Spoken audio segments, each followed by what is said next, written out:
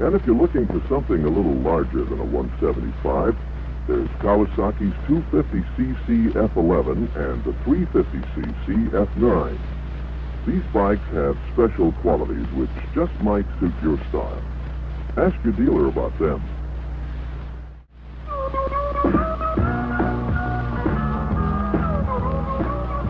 Which one of the Kawasaki dual-purpose bikes is right for you? Let your dealer help you decide.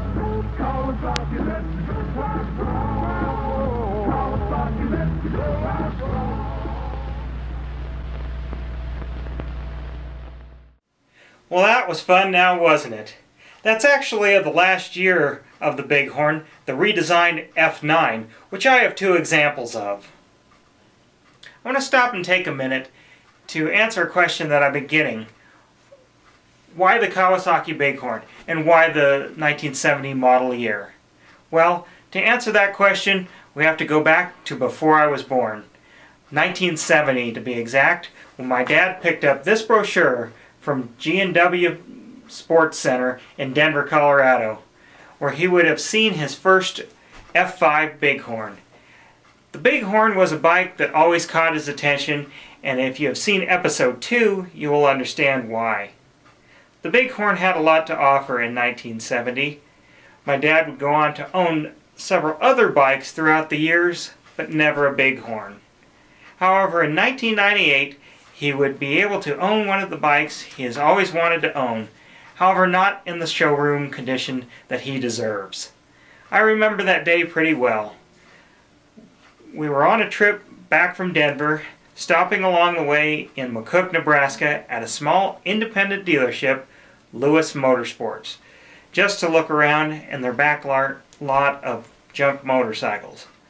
But inside was hiding this 1970 F5 Bighorn among other bikes.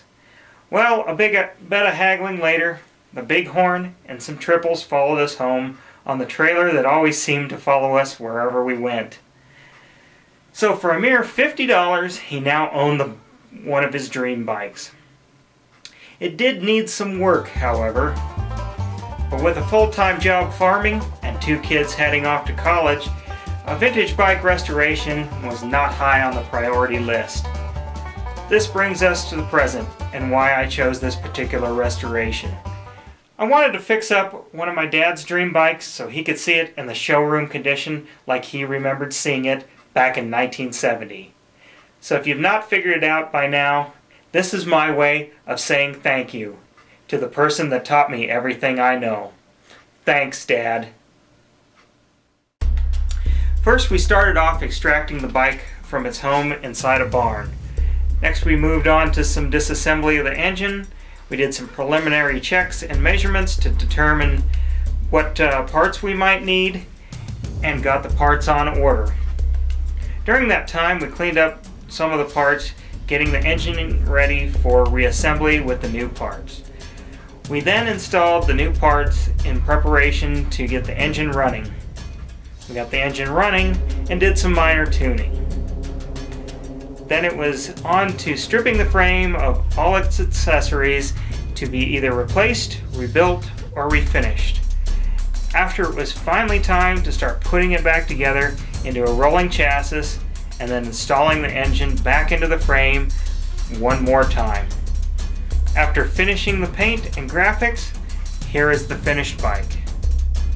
Well now, for the moment you've all been waiting for, the reveal. Well, here it is. We got everything done. We got the fenders on, got the tank on, got the oil tank on, all the graphics and paint done, seat, all the little details. And I must say, it looks pretty good. I impressed myself even. I want to sit down now and let's take a look at some of the literature that I have for this bike, because I have quite a bit for it. You saw me in a couple episodes refer to my service manual. You know, I have the factory service manual from 1970. I mean, of course, they made revisions for this for every year the bike was available, but this has, you know, everything about the 1970 models. So, I mean, this is kind of a rare piece. It even has the factory dealer sticker with the part number, and actually it has also the inventory label, so it tells the location in American Kawasaki's warehouse where this was located when a dealer would order this up for a customer. So that's pretty cool. You've seen me use that. Also, what else I have here, and this is also kind of a rarity. This is the manual for the F5 Speed Kit, which was offered only in 1970. Now the parts will fit other years, but the parts were only available at dealers in 70 and probably into 71, but it wasn't something that really took off with Kawasaki. Again, has the original little inventory label there, shows where the bin was, and in the even the PO number for whatever dealer ordered this back in the day. And this is really cool. It has a bunch of specs, all the part numbers for all the optional parts. For example,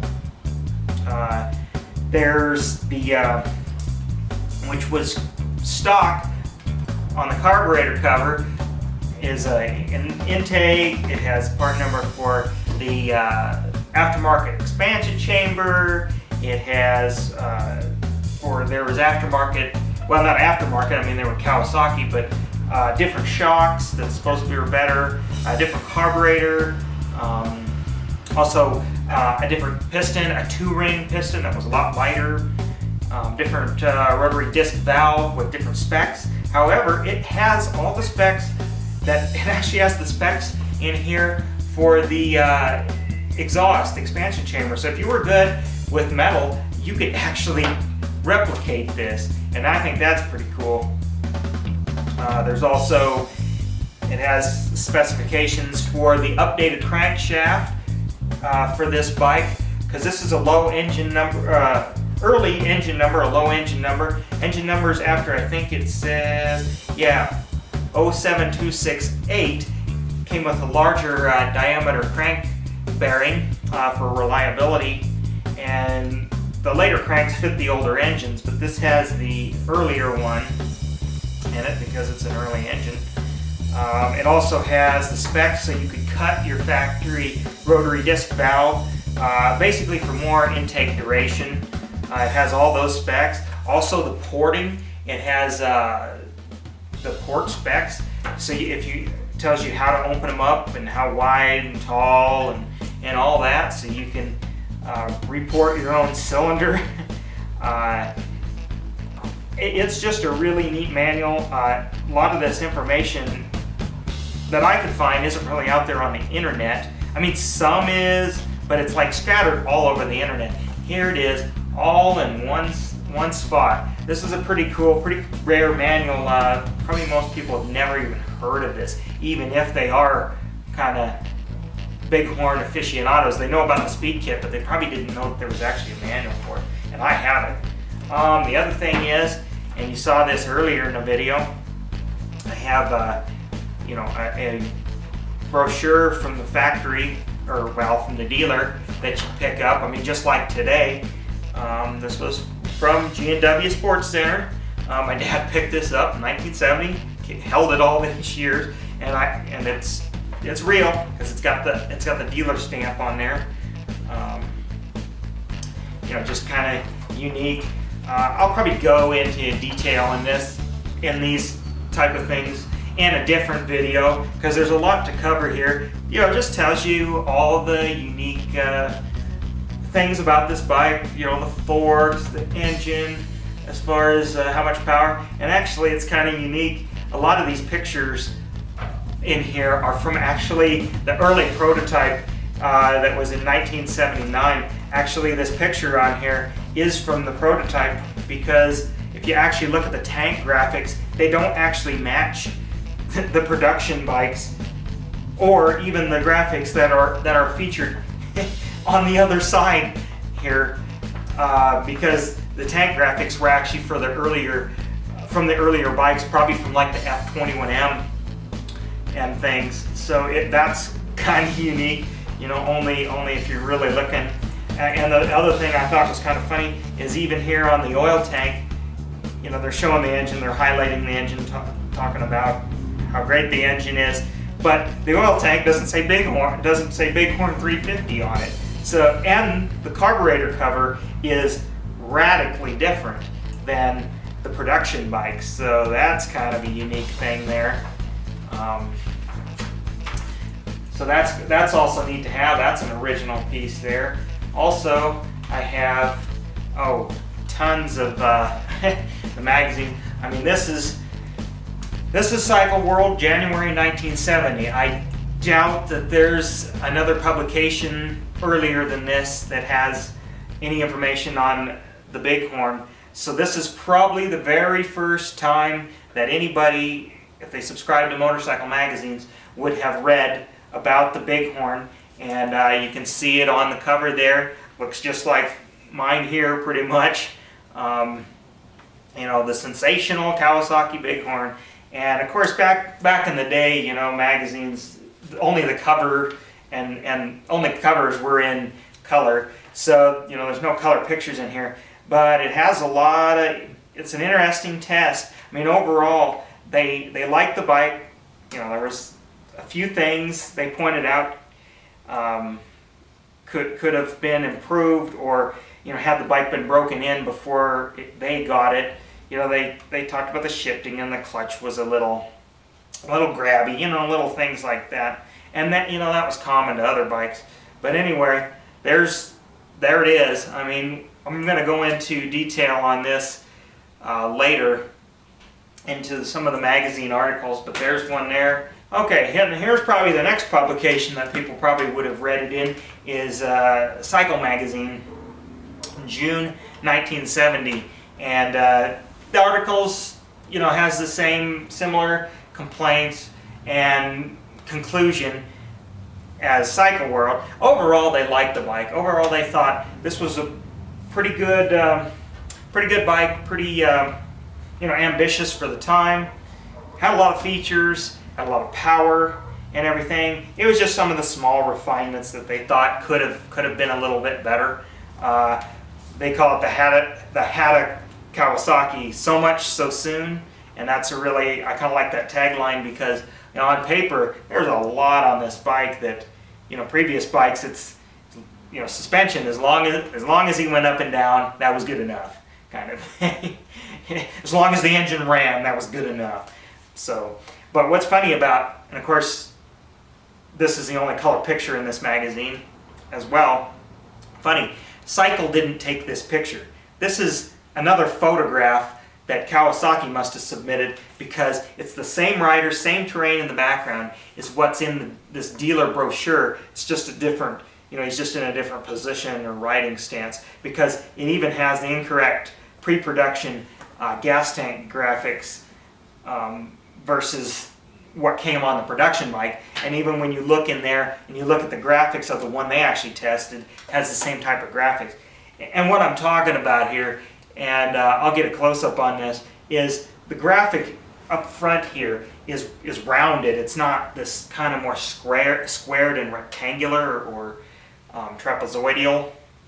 Look, it's more rounded, reminiscent of the earlier bikes like the F21M or the Sidewinder, for example, had this type of graphic. I think that's kind of neat. Probably something that most people wouldn't pick up on if they didn't have the brochure to kind of compare by. But you know, the guy's pants are the same, helmet's the same, you know, shirt's the same. It's the same guy. Kawasaki just submitted that to the magazine. The magazine didn't even take that as a picture. Later on, we had, well, I guess I was incorrect. Cycle Guide was 1 month earlier, May of '70, and incidentally, this one has the Avenger on the front, which I have a 1968 version of that bike. Maybe I'll show that bike sometime. But it also does the F5 Big Horn in here, and of course their pictures have the correct graphics, correct tank, everything. You know, they go through, they say, you know, a lot of the a lot of the same things. You know, they were pretty impressed by it. Thought it had a lot of features for the time, you know, unique in that fact. They thought, of course, it needed some refinement in some areas, just as all the other magazines said. And I would agree with a lot of their complaints. I would kind of agree. Things like the controls and things were made of kind of a cheap aluminum and they broke easily. As a matter of fact, that was probably the most expensive part I had to source for this thing, was this throttle housing, because every single one that I could find in a junkyard or anything was broke just like mine because the crappy metal that they used. But, you know, real interesting, you know, has all the specs and everything. And a lot of nice pictures here that I could compare just for posterity there. That was pretty neat. And then I do have another issue of Cycle. This would be September of '71. So, and this is the F5A would have been. They call it the quick fixed Bighorn, because the F5A fixed some of the little minor detail things that the earlier bike like this one kind of had. I want to say like kind of this bike was maybe a little rushed in a ways. And anyways, they go through and talk about the things that were fixed, and you know, they came away really liking the bike. The minor shifting issues and things, they you know, Kawasaki kind of got sorted out, and tolerances tightened up, and so they really liked it in this one. And actually, this is the magazine where they actually entered this in to the Bighorn Enduro Pasadena Motorcycle Club's 25th anniversary in 1971. Bighorn Enduro, which is or was a pretty notorious race, and they had 4 of these entered in. Team Kawasaki had them in there, and a Cycle World staff member who remains nameless in this article rode it, and rode within about 100 miles, and then he broke his toe on a rock, and a substitute rider finished with the bike, and they had no, basically they were telling you they went through this 500-mile race on a, you know, largely untested bike, or well, a quick fixed bike, but you know, still kind of a first year, more like a first year bike, and it finished a 500-mile enduro. They did no modifications other than, I think they just took the lights off and things like that, but otherwise it was completely stock bike. And so I think that's a pretty good testament to you know, how this bike fared for the day. I mean, I'm sure, you know, it wasn't the hottest bike there at that race, but the fact that it was able to finish when most bikes, you know, wouldn't finish or broke down, and it's all outlined in the article, I think is pretty impressive. So, well, that's going to wrap it up for this episode and this whole series. I really hoped you enjoyed this. I hope you were able to learn something that you could apply to your restoration, or if you're someone who has never attempted a restoration, it shows you maybe a little bit of everything that's involved with a restoration to do in your garage. And then I'm hoping that it gives you the tools and the knowledge to evaluate if it's something you want to tackle. So that's the end of this series. That's the end of this episode. I had a lot of fun. I hope you guys had a lot of fun watching me do this. And you know, I don't know what I'm going to do next, but keep watching my website, like my Facebook page, because that's where I post all my updates. My Twitter feed too. I'm not as active on there, but you know, watch my Facebook page, check my website, because I'm always coming out with different videos, other how-to videos to help people like you. I mean, I'm aiming these videos at people that just, you know, have a little bit of mechanical knowledge. They just need the confidence, and I'm hoping that I can give that back, because I've gotten that from a lot of other users, learned how to do things from watching videos from you guys out there. So that's all for this restoration. I'm sure you'll see more of this bike in the future. So like I said, like my Facebook page, and keep up on the website. And thanks for watching.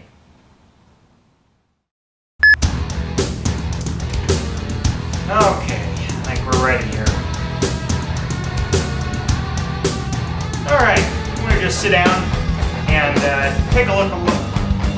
Take a look. Okay. 3, 2, 1. I'm going to sit down now and let's take a look at some of the literature that I have for this bike, because I have quite a bit for it. You saw me in a couple episodes refer to my service manual.